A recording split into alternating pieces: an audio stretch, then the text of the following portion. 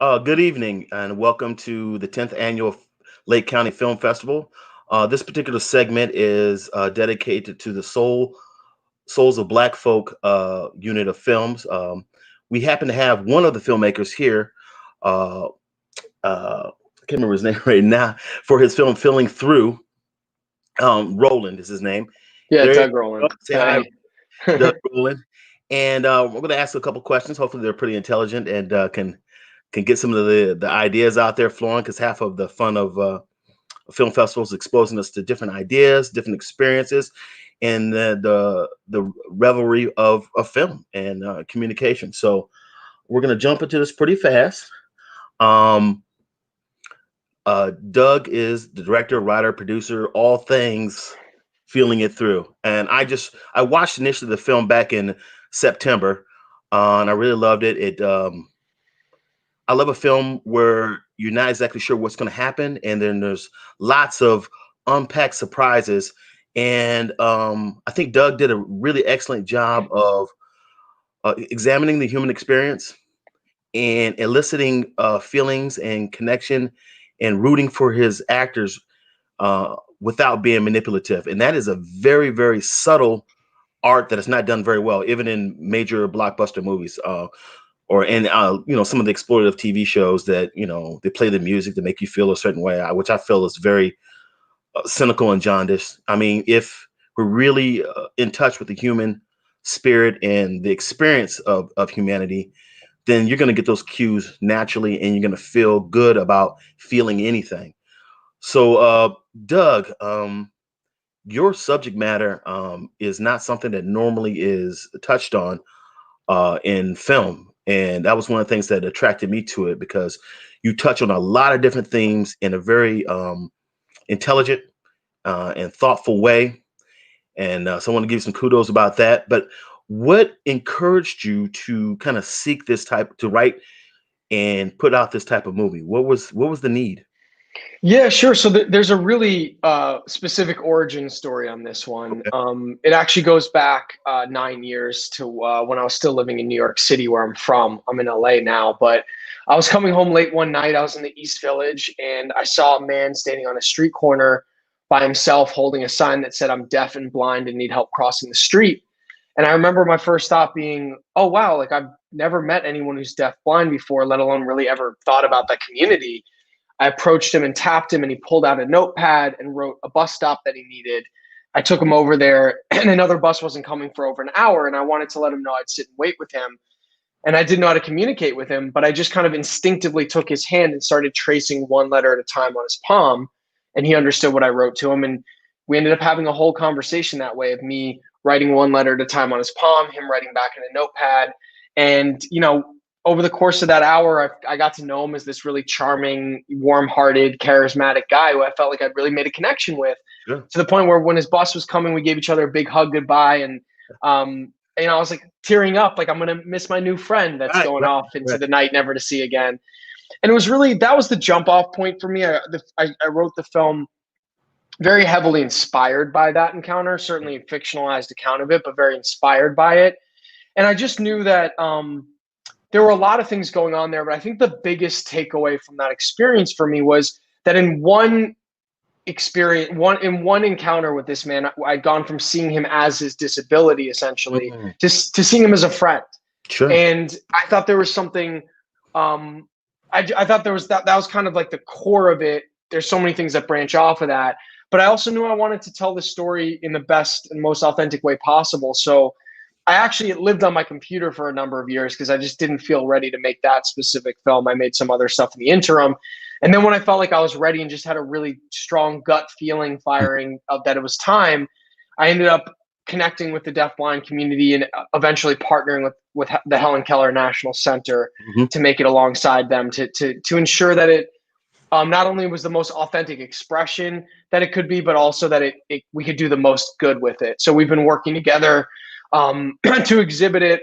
Not we've obviously been in film festivals, but we've also been exhibiting it. The Helen Keller National Center and I, as part of this fully accessible 3-part screening event called the Feeling Through Experience, which includes Feeling Through, that's in the festival, also a supporting documentary called Connecting the Dots, which follows the process of casting and working with our deafblind actor Okay, Robert yeah. Tarango, and also the year-long search for the man that I'd met who inspired all this.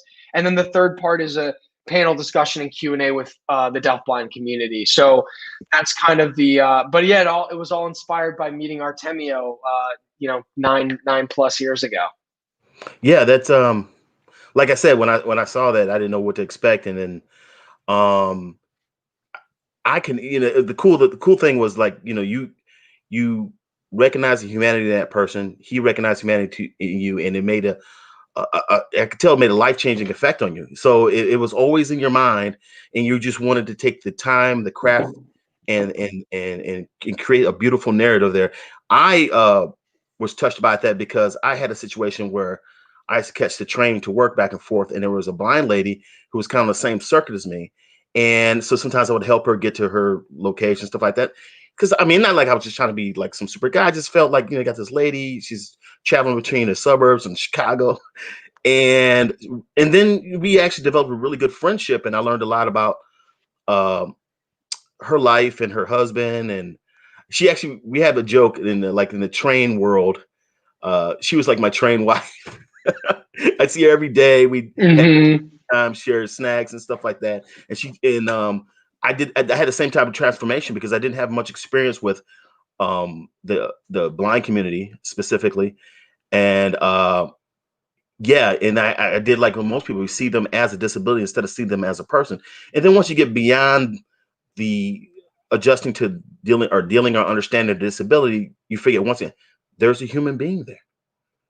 And then they have a rich life, and they have all kinds of experiences. She shared some really, you know, like kind of deep and personal things with me that I'm not going to share here, but which everybody experiences disappointment and triumph. And so my schedule changed, so I still miss her. Connie, if you're ever out there, I miss you.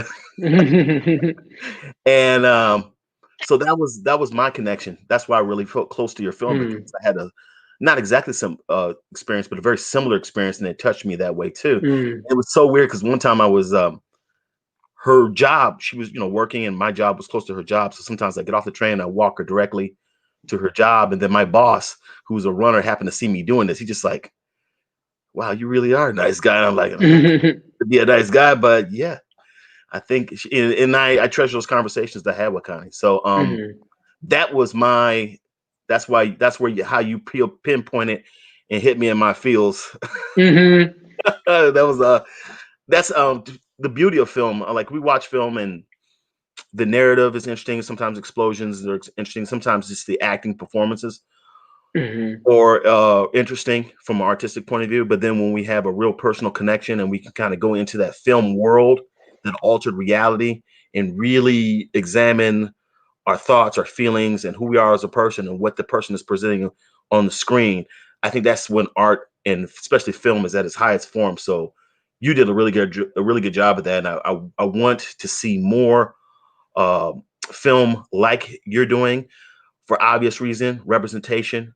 The fact that you chose an African American actor to basically play you in your semi autobiographical story, and showing his struggle with homelessness, and his need to feel connected but feeling disconnected because of his financial situation and his houselessness situation.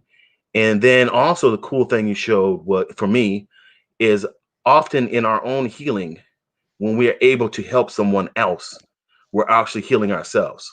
So I think that was a really beautiful tone there.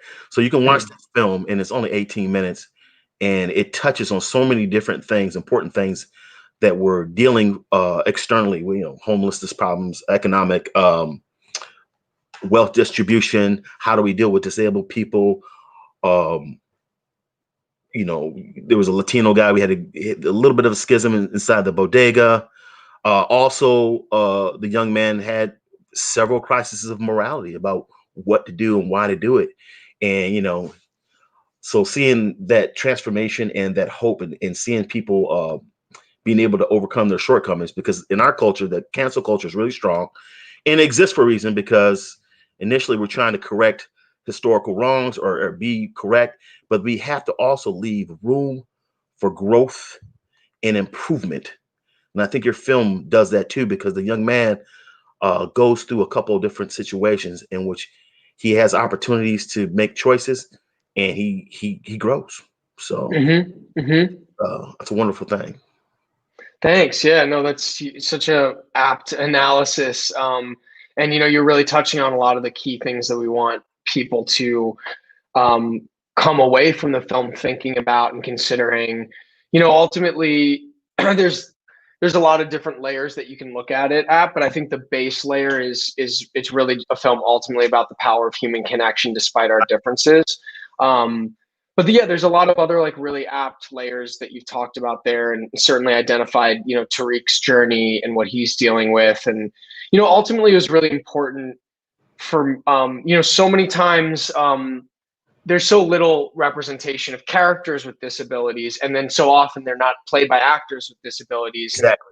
And, a lot of times disabled characters function in a story is, it's very diminutive in the sense that they're almost like sometimes only there to like serve as inspiration for someone else and not be like a fully formed person. Right, very much a plot device, and not like a character, like a complex character with autonomy. And what was really important for me with both Tariq and Artie is that they both had their strengths and weaknesses. They both had their things that they could they both had their things that they needed from each other, but also what they could provide for each other, and really have that mutuality between them. And I thought that was really important in starting to not just express what's most important coming away from, that we want people to come away from the film with, but also starting to help kind of change the ways in which disabled characters are often portrayed, or I would say misportrayed in a lot of ways. Right, and I think once, I mean, like you said, people who are who have disabilities from that community, they understand that subculture better than anybody who is able would, and they can also kind of take and show us a side of that world on their own terms, right? Because a lot of times in movies, when we see movies like Flashdance or Rain Man or it's always the person with the disability is always like a curiosity, or sometimes in some way some type of magical creature to teach you something. That when we talk about black film, a lot of black people talk about the magical Negro. I mean, it's the same thing. It's just the person with the disability, and it's demeaning because being able to do things or being disabled to do things it's a thing, right? It doesn't define everything of you as 360 degrees of a human being. So sometimes we need to remember that and stop looking at people as devices to even if the idea is a good one. We got to put those people back in the center of their own power and their ability to express themselves in their life through however they want to do it. Because I think a lot of times we diminish people who are differently able than us, and we don't give them the opportunity to really express themselves and feel connected to the broader human community. So that's some blinders that we need to remove for ourselves. And I think you illustrated that well. And Artie did the actor, or the real person who portrayed Artie he was amazing. I felt like, just like I felt like he was my friend. I wanted him to be my friend. I wanted to be his buddy.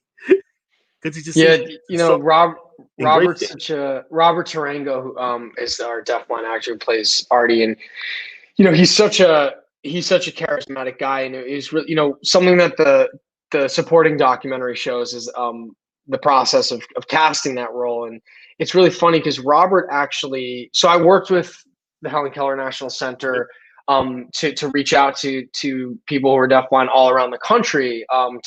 There were no deafblind film actors to choose from per se, but they were reaching out to just gauge interest, right? For people who seemed like they fit generally kind of what I was looking for. And Robert was not on that list initially. Robert actually worked in the kitchen at Helen Keller National Center where we were doing the auditions. And, the first day where we were halfway through auditions, we were some people remotely, some people in person, and we had a little bit of a break in the schedule. And someone in the room was like, "Hey, what about Robert? Like, it seems like he might be good for this." And, before we knew it, like Robert no one really even told him what's going on. He just gets pulled out of the kitchen. He thinks he's in trouble, thrown into this audition room for this film that he doesn't know exists. and he's very instantly came in with this real warmth and charisma and cracking jokes about being a movie star. And pretty instantly, I was like, this is our guy. He just kind of really embodies that. Often they say that, I think anyone can with a desire to be an actor, performer, there's a place for you. But I do think that there's a certain degree of like charisma that you can't teach, so to speak, which is something that's often said. And I think there's something true to that. And Robert's someone who certainly was not an actor going into this, but certainly had that innate charismatic energy and quality to him that was, what really it was just about allowing that to shine through, essentially, in a lot of ways. Yeah, I think you make some really solid points there about there's people who the subtlety, acting is subtle, but actually everybody's an actor, right? Shakespeare said that, right? All the world's a stage, right? Which is true. We're many different people. We're sons, we're fathers, we're friends, we're co-workers, we're bosses. We all have to play a different role for different people to interact there. But then also we have different people in our lives who are maybe more comfortable engaging other people, who are willing to take the initiative. And I think that Robert is one of those people. And so it's easy to be a friend with someone who is open and willing to share. So that was what I think attracted you to him quickly. And what's really interesting about Robert, and actually we had a really cool New York Times feature on us and on Robert that people can check out if you Google. I forgot exactly what the title was, but if you Google New York Times deafblind dishwasher, it'll certainly be the first thing that comes up. But what's really cool about, and that article goes into detail about it, but I didn't actually know this until after we had finished shooting. Robert, mind you, is the first deafblind actor ever to star in a film. It's a literal film first. But I didn't realize till after we finished the film that Robert really genuinely always had aspirations to be an actor. It's something that he really, from a young boy, really aspired to do. But as someone who was born deaf and then later became blind, he just didn't even ever think it was even the remotest possibility. So never considered even pursuing it. So it was just such a kismet thing to have this guy who, has this desire, like a lot of people do, to be an actor because of who he is in the world and how the world perceives someone like him, doesn't even think it's an option, ends up getting this opportunity that he runs with and does an amazing job with. And now is not only an actor, but he's an award-winning actor. He won at the Port Townsend Film Festival. He won Best Actor that he shared with Steven, which was really significant. And he recently at the Portland Film Festival was named like one of the 25 faces to watch, like in indie cinema on their list or whatnot. So it's really, it goes to show too, to this larger message of, I think something that's starting to happen in a good way, but some of it's a lip service and some of it's genuine, is this focus on giving more opportunities to any marginalized communities, in cinema, disability being a really big one. Being that how few, when you look at a world where as many as 1 in 4 people are people with disabilities, yet they constitute less than 5% of the roles that we see on TV. And of those 5% of characters with disabilities, it's an extremely small percentage that are actually played by actors with disabilities. You can see that, for me, and I hope for a lot of storytellers, and if this isn't something as a storyteller that you think about, you really should, which is to have the worlds in your films be reflective of the worlds around us. Exactly. And I think that's even if you're doing a fantasy film, or even if you're doing something that's not meant to be set like in the here and now, the reality is that like the stories that we tell and the stories that we consume really help us shape our understanding of the world around us. And when you're not including people who are, in many cases are making up very large percentages of the overall population, you're really in a lot of ways doing a disservice to the people who are consuming your stories. And quite frankly too, it's just not as interesting. We live, one of the things so boring. I mean, I'll make an analogy. I was reading an article about all the books that are assigned to kids in school. I mean, how many times have we read a book about a little white boy and his dog? Right. There's so many stories out there to be told. And don't get me wrong, I love Where the Red Fern Grows. I've heard that, and then all these movies, I've seen these movies, Hmm. I've seen these TV shows before. When you can, I mean, but then look, occasionally when you take a casting and go against type, like Sigourney Weaver in Aliens. I mean, look, that is. Can you even imagine a guy playing that role now? If it was a guy, it would be a lot more like a lot of other things we've seen, We and would certainly forget. not as memorable. Yeah, But you know you're flicking through the channels, you see Aliens, you'll stop.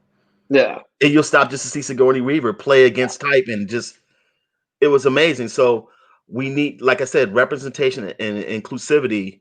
I think is what we need to do. The film needs to reflect more what reality is, and then there's all these little nuggets and stories and these different little subcultures that the main culture does not know or ignores that can really add some spice and some variety to your life and encourage some thinking so we can rethink about things. Your film made me really think about the ableism that I have.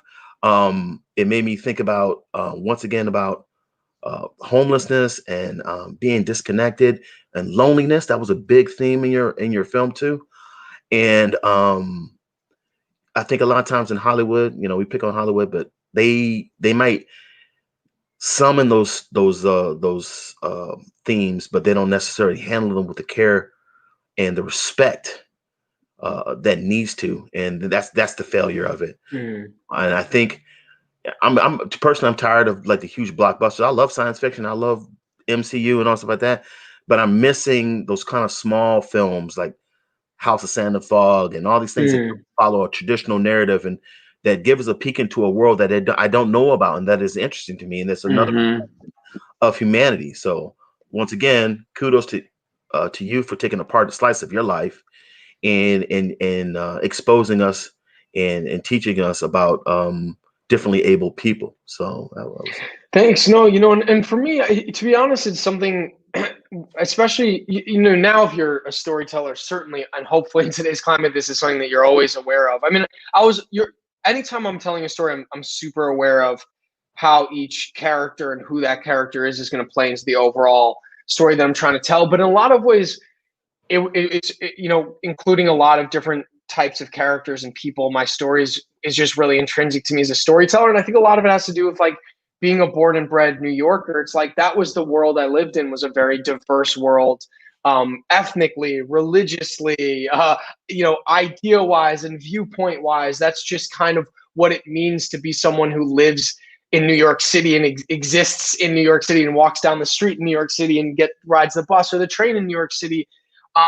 It's unavoidable. You can't not be surrounded by all different types of people from all different walks of life. So to me, that's kind of always been a part of the stories that I tell, because it's the world that I really grew up knowing and Mhm. interacting with. And it's only kind of later on that it started to be more of a something that, because of how overdue it was in mainstream cinema, that started to get such a focus that I realized that I was kind of naturally kind of uh, doing something that was, now starting to get more recognition as being like Well, kind of like conscious filmmaking, if you you're will. satisfying a need, and I think there's a lot of people who are hungry for uh, diverse talent, not just like diversity about race, but diversity about ideas and experience.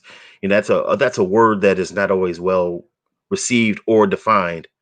But I think your film puts a really great is a really great exposition on what diversity means and how enriching it can be and how strengthening and life affirming it could be.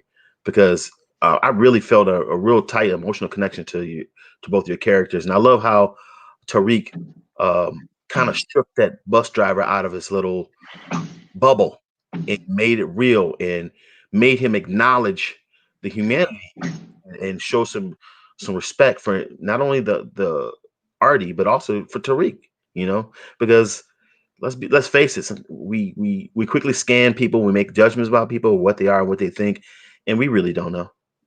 And it's lazy and it's stupid and it's dangerous. Totally.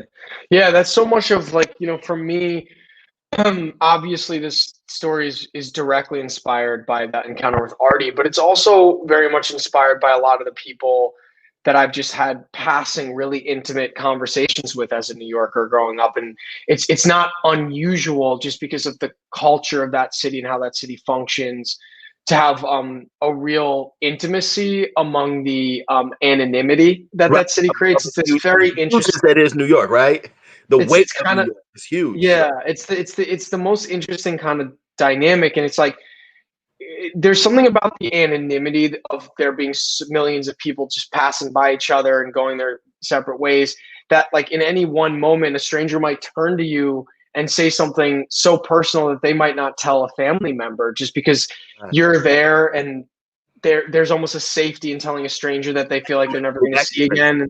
Your family, because They, your friends, they have control, over parts of your life. So it's easier to confess to a stranger sometimes, right? right. Because And that's something the that risk is low. yeah. And that's something that I experienced so much as a New Yorker, that there's what you realize when you talk to lots of different people, particularly people that are a stranger confiding in you something very intimate, is this thing that you really don't know someone and what someone's story is until they really tell you in intimate detail. And a lot of we're all making our snapshot judgments and Mhm. assumptions to some degree, even the most like self-aware people, we're doing that to some degree. But for me, I always like in stories to kind of subvert people's expectations of a character, or what they think, who they think that character is, and what they're made of, and what they'll do in a situation. And that's a big part of storytelling for me, because I think you want, to me, you want people to know your characters really, really intimately, but you want to know them by the end, because you don't want to feel like you know exactly what someone's going to do at every story beat, or it's what are you watching, right? So you Why, want it to be kind of if you can figure it out yourself? right, exactly. So you want it to be the Yeah. kind of amalgamation of these complex decisions happening moment to moment, where you don't know that by the end you're like, by watching this person that I didn't really know what they were going to do from moment to moment until I kind of got a whole sense of who they are through the whole story. It's only now that I feel like I really know this person, and I think that, because to me it's a reflection of life. It's like anytime you talk to someone, you're like, oh yeah, I know this guy, I know what he's about, or I know this person, I know what she's about. It's like you don't, and you're going to find out sooner or later that you're wrong. I just like to do that in stories so that people don't rush to judgments about characters, good or bad, right? Right. The person who seems like the good guy could do something really shitty, and the person that seems like the bad guy could do something really great. And what is a good guy and a bad guy ultimately? Right. In a Because Marvel film, it's going to be really clear. In life, we no, all have but shades of good and bad. but that's one of the things about like film or any type of writing or any type of storytelling. The best bad guys, the best villains, the best antagonists are heroes in their own story from their own point of view. So that's a great thing. So since you've made this film, now what? What are you gonna do? What's your next project? Yeah, well, so we still have a good life of taking this around. We've still been doing obviously virtual film festivals like here at Lake County. I've been sharing it in with a lot of schools. Actually, we've been using it as curriculum. Both not just There's to a lot of help. teaching in that movie. Yeah, and it's really great. It's been actually really cool to see how much schools have embraced it. We have one school coming up that is going to be showing it to all 1,500 of their high schoolers and having it be like Awesome. curriculum in their English classes. And it's very cool. What's great about it is there's a lot of different things you can derive from it. Obviously, learning about the deafblind community, about what it means to create accessibility. But Hmm. a lot of schools are using it is kind of like almost like a empathy curriculum of what it means to just human connection and the power of human connection. And I love that, because that is at the core of this. So we're taking around a lot of different spaces. I actually had the really great fortune to be a keynote speaker at the India Inclusion Summit, which is the largest summit of its kind in India annually, which is virtual this year, of course, like everything else. And that, it's bringing me to some non-film spaces as well that have been really great to just connect with people who are, leaders in the world of inclusion and accessibility and disability, and learning a lot from people in that space. And then, definitely in very early development for a feature film version Okay. of Feeling Through. Certainly want to. There's a lot more to explore between Hmm. these two characters and in this world. And also, I think there's just something really significant. There's been something really great about having the first F1 actor in a film, in this case, a short film. I Mhm. want to do that on a larger scale, do it in a feature film, have there be this very clear example of like, look, you can do this, encouraging other people to cast not just more people with disabilities, but specifically from the deaf-blind community, Right. which doesn't exist, and really push things forward on that end. So that'll keep me pretty busy for a That, while, I think. that's great, and I love the fact you touched on empathy. I think of all the intelligences we have, empathy is the most valuable and the most Mm, like profound.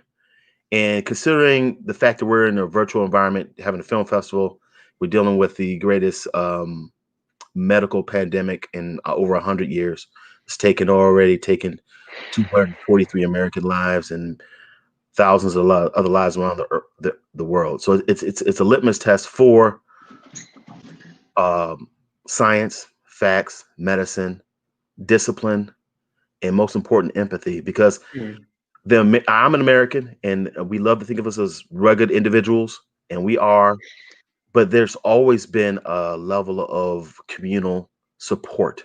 No one does this by themselves. You can't make that film by yourself.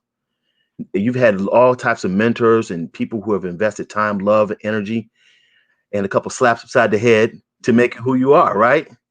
So using film, using writing, using arts, using whatever tools we have at hand, and being smart and empathetic will be the key to us handling this pandemic and any future pandemic we have. So it depends. Everything's a lesson. It just depends what you want to take away from it.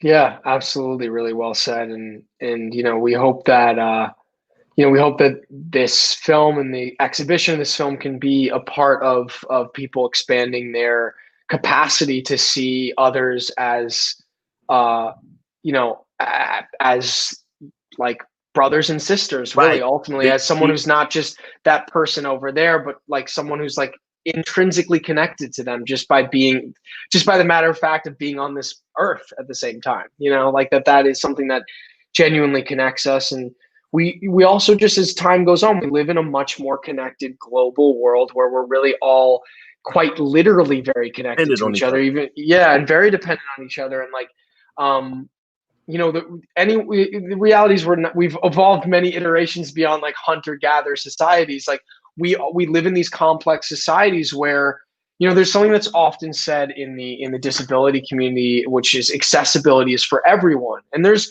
very practical applications of that, in the sense that many of the innovations that we all rely on are things that initially started as things for people with disabilities, like the elevator, or being able to change the size of the text on your iPhone. Yep. But what it means at a higher level is that when each one of us has access to the things that we want and need in life, we're each individually better, and therefore all better as a society. And like we're not going to ever be great as any society or any global planet if there's a lot of people who aren't doing well. That's just not gonna, you know what I mean? We're just never gonna really succeed in this deeper sense. And I think getting people to be more empathetic and see other people as Yeah. brother and sister rather than like stranger or maybe even enemy Right. is a step toward that. Yeah. So when I wrote kind of the intro for this thing of Souls of Black Folk, and it's in reference to W.E. Du Bois's classic book, when it takes about the duality of being an African American and being an American, and the duality of that and the conflict of that. But at its essence, that book is also about recognizing humanity within everybody. So that's how that ties into your film. Film is about Mm-hmm. recognizing humanity in yourself and others, and how that brings us together. So for those who are like a little confused, like they were expecting something that was more civil rights affiliated, human rights is the ultimate expression of civil rights. So your film fits right there. Yeah, really well said. And just to speak specifically a little bit more to like the category that we're playing in. So fortunate to have the artist that is Stephen Prescott, who played the character of Tariq, Hmm. as a collaborator, as someone who's obviously going to bring an experience that I'll never know. I certainly wrote it, but like to me, a character that the character that ends up living in the film is not my character. It's a collaboration between me and Yes. the actor. And certainly, Steven, I wrote like the circumstances and words on the page, but that's not a living and breathing character without Steven's beautiful, heartfelt, and really authentic performance that breathes I was life into about to say that that word, character. the authenticity, because like earlier we said, do we really know any people? But I know people like him, and I was like him in some ways when I was a young man trying to figure my way out through the world, and not always having a lot of money, and trying to still be social because you got that need to be social, and then the shame of not having what other people have. And in this country, we look at people who have less as moral failures, which makes zero sense. It's just we have a system that's not always equitable, and people are poor because they're poor, not because they're not hardworking, and not that they don't make great decisions. Because I know some poor people who can pinch a penny till boogers come out of Abe Lincoln's nose. Not about decision making. It's like you have Mm, so little, and having so little just drains on your own constitution. And that's what Tariq was really showing, that he is a strong young man. He's a smart young man, but because he has very little control over his surroundings, it was just pounding on his spirit. And Artie was able to recognize that and comfort him. And so he exchanged some ableism type of ability to help Artie to just catch a bus and get a drink. And then Artie gave him recognized his humanity and his struggle, and gave him some love that he needed in that situation, and made mhm. Tariq feel like even in his circumstances, which are dire, and we don't get a little background about why that is because it's not important, but he felt powerful in that instant in helping someone else, Mhm. and that was awesome. And the way that he Yeah. did it, that actor is tremendous, tremendous. Yeah. Yeah. Steven's a really, really great actor and a great guy. And, he brings a lot of really, I think the word that comes to mind is always relevant, but particularly to right now of what's happening, certainly around Black Lives Matter. Certainly a lot of what's happened this year, very relevant life experience to this role, and something that I wish he was here to tell this himself, but I have asked for his permission to tell this if it feels topically relevant during conversations like this when he's not around. But he's someone who grew up in Bed-Stuy, Brooklyn, that when Mhm. it was a very rough neighborhood. He, in his words, got caught up with the wrong crowd as a young teenager, and at 16 was facing armed robbery charges. And depending on how the judge was going to see that case, he could either be tried as a minor and go to juvenile hall, or be tried as an adult and gets Yep. upwards of 10 years in prison. He very fortunately got tried as a minor, and part of his exit program, they asked him what he liked to do, and he said he was interested in the arts and acting and dancing, and went to this like transition program called City Kids that helped him really find his voice as an artist. And what's so great about him, not only does he obviously bring his life experience into the role of Tariq, but he also created a one-man show about his own life's journey that he played to many different crowds of people, including young kids at schools.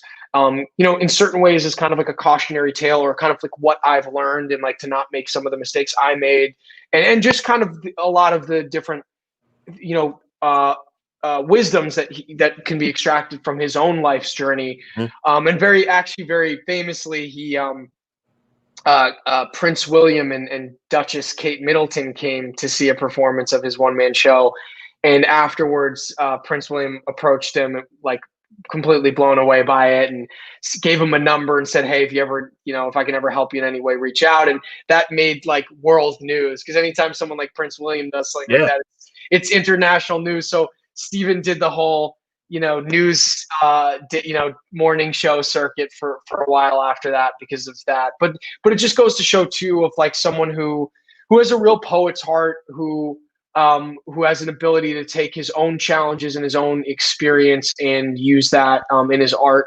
And look, I mean, I've connected with Stephen. Like, this has been a really tough year for him, as it has for a lot of people. It's not like that's magically changed once you're able to transmute it into story, but to be able to have the gift of being able to kind of hold up that mirror to other people through the authenticity of what you have to say. In his case, very specifically as a young Black man in this world right now today, and what he has the ability to say, um, I think it really has a huge impact on a lot of people, and is really important right now specifically. Yeah, you know what I noticed through we've had this conversation. There's a theme, a reoccurring theme. It's about taking difficult circumstances, trusting humanity, and using that as a vehicle to heal ourselves and heal other people. And there's so many permutations as it come off your movie, and it's displayed itself, and it's spreading over the world in wonderful ways. And I love the fact that this is being used in high schools, and I love to see it get in some corporate boardrooms. I'd like to see it spread, the commitment. Because we're so many eyeballs are pulled in so many different directions. Me and Nat were talking about that earlier today. Our Hmm. attention really is a new currency, and Hmm. when you can write something tight that doesn't feel rushed, that has moments to let authentic emotional bonding occur in 18 minutes, man, your movie is like a freaking haiku, dude. That's bad. I love that. I'm gonna quote you on that moving You may forward. use that, I'm my gonna do friend. that. It's so good. So I don't know if there's anything else. I think we've kind of chewed the marrow out of this bone here. I've definitely enjoyed my conversation with you, and getting these little bitty Easter eggs of about your actors and about the life of your project and how it has a life of its own and continues to generate more and more empathy and more understanding, and it highlighting the deaf and blind communities and the disabled community overall. I mean, that's really cool. I love that's why it's that little emotional haiku, because it jams so much stuff into a smart place, but in an elegant way. Yeah, Well, you're I not appreciate beating that. people over the head, because people are sophisticated. We're watching movies for hundreds of years. If you come over Yeah. with some overwrought, uh, super woke, tone deaf type of hammer on somebody, they're gonna tune out because you're talking down to them. This Yeah. is accessible, and it's in its simplicity. There's depth, and so I'm excited to see what else this film does, and I'm also excited to see what your next project is, because I want to see. You didn't got me lit. I'm sprung Well, I on you. really I really appreciate that, and I gotta say, as very fortunate anytime I get to talk about the film, but it's a real treat for me when I get to speak with someone like you who has such a multi-layered take on it and is able to really see a lot of the different themes that stem off it and really speak really intelligently about that. Because I, in turn, get to learn new aspects of my own film talking with Right. someone like you. So I really appreciate the really engaged discussion you've been able to lead today. And I'd also just like to say, for anyone who wants to continue the journey, learning more about Feeling Through, I also do a weekly live stream every Friday at 11 a.m. Pacific time, 2 p.m. Eastern time, called Feeling Through Live. Where every week I talk to a different person from the disability community, many of which are from the deaf-blind community, about any number of topics, and we do that every Friday. And really, you can find out more about this and also the Feeling Through experiences that we do that include the supporting documentary and live panel discussion and Q&A. You can go to feelingthrough.com, or you can follow us on any of the social media platforms at Feeling Through. We're constantly putting up new information about that stuff if anyone's interested in learning more.